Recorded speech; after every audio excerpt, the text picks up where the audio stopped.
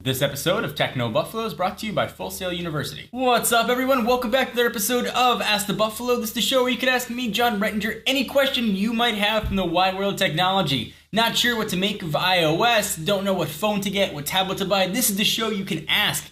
Every Tuesday on technobuffalo.com, we put up a call for questions. You can leave your question in the comments. Otherwise, you can send them to me any time of the day, any day of the week at John4Lakers. Use hashtag AskTheB. I'll make sure I see it. Usually we'll answer 3, 4, 5-ish questions every episode.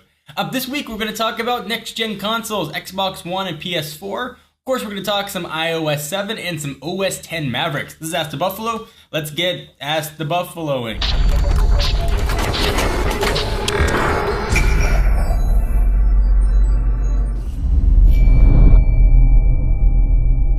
Alright, so the first question comes from Twitter and user Kingdom Hearts, who asks, at John4Lakers, which console are you looking forward to more, the PS4 or the Xbox One? So I've said this in a ton of other videos. When I do my console gaming, I've preferred to play on the Xbox. In that case, it was a 360. I like the way the controller felt, but I always said that I thought the PlayStation 3 was a better value. You got the Blu-ray player, and you could stream a ton of stuff. You're able to get NFL games on there, just get a ton of things in addition to being able to play games. This generation, though, I'm really going to have to rethink my gaming loyalty to the Xbox. Not that it's not a great console, not that it's not going to have incredible exclusive titles, but the hubris that Microsoft exhibited during their announcement of the Xbox One was mind-boggling. When they went on stage and talked about things they're going to do with used games, then backtracked. But previous generations, I never really even considered doing that much gaming on the PlayStation. This time, though, I think I'm probably going to do most of my gaming on the PS4. Well, obviously, I have it in the office to review and show you what it's about. Perhaps I'll change my mind once I get both consoles, because I do like to get my Dance Revolution on with Kinect, but I'm leaning more toward Sony this round, and I know I'm not alone, not to mention that $100 price difference is a big deal. Next one comes from Twitter as well, at user Gabriel Quiles, who asks, at John4Lakers, will you go back to using an iPhone after the reveal of iOS 7? So right now I'm testing the gargantuan Samsung Galaxy Mega, that 6.3-inch behemoth. And usually I'm testing a phone, so I don't get much of a chance to actually just use a dedicated phone. Am I going to go back to using iOS 7? Probably not. I think if I have a down period in between testing, I'll probably go back to the HTC One. For me, I really like the way that phone works and looks, but I'm withholding any opinions that I've got on iOS 7 right now until the final release candidate. This is just a pro tip. Anybody who does anything you would remotely call a review of iOS 7 while it's still in beta, do not put any stock in that at all. What the icons look like now, if you don't like them, they might not look like that when the phone finally, or when the OS finally comes to market. If you don't like the way things are working, you don't like the way animations work, it might not be that way when they finally put it out. If someone does a review of iOS 7 the day, any day, a minute before Apple finally releases it, do not put any stock in it. So I'm not really going to share any of my opinions of iOS 7 because they all could very well change. But am I going to go back to using an iPhone? Maybe not, but perhaps the 5S will get me back to the Apple side. Next question comes from Twitter user SColid135, who asks, do you think Mac OS Mavericks is a solid and needed update, or just another update Apple did as an excuse?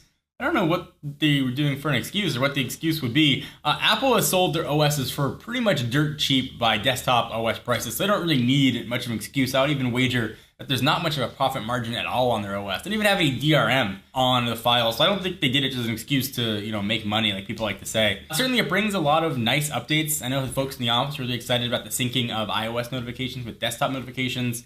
Maps is a nice addition, Books is a nice addition. Is it a giant OS update? No, certainly not. I haven't seen a real reason to update sort of that must-have feature since Apple introduced Time Machine. That one for me was a must-have reason to upgrade my OS. These has been sort of incremental the past few generations, the cats and now the California locations, but it's nice. You get more stability, presumably you get more security, and you get a few added features as well, and for a really, really, really minuscule price, it's a nice update. But do you guys agree or disagree, or what killer feature on Mavericks are you excited about? Perhaps there's some new features Apple hasn't shared yet. Again, still in developer preview, so many things could change by the time it finally gets released. Love to hear what you guys think. Leave your comments down below. We take a minute from talking all the questions to thank our friends and sponsors at Full Sail University. You know that the mobile app industry is on freaking fire right now, and Full Sail University's online mobile development bachelor's degree program can teach you the skills that you need to take advantage of those emerging opportunities. In this degree, you'll learn both the programming and business sides of mobile development so that you can concept, develop, deploy, and market an application from start to completion.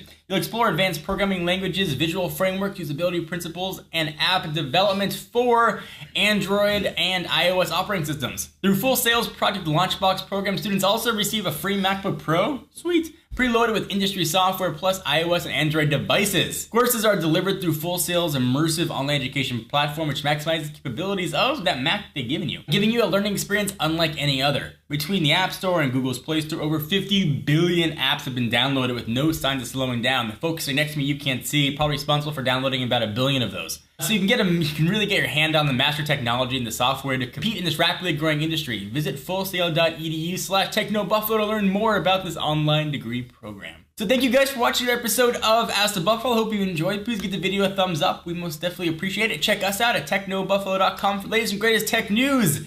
Until next week, I'm John Rettinger. I'll see you next video.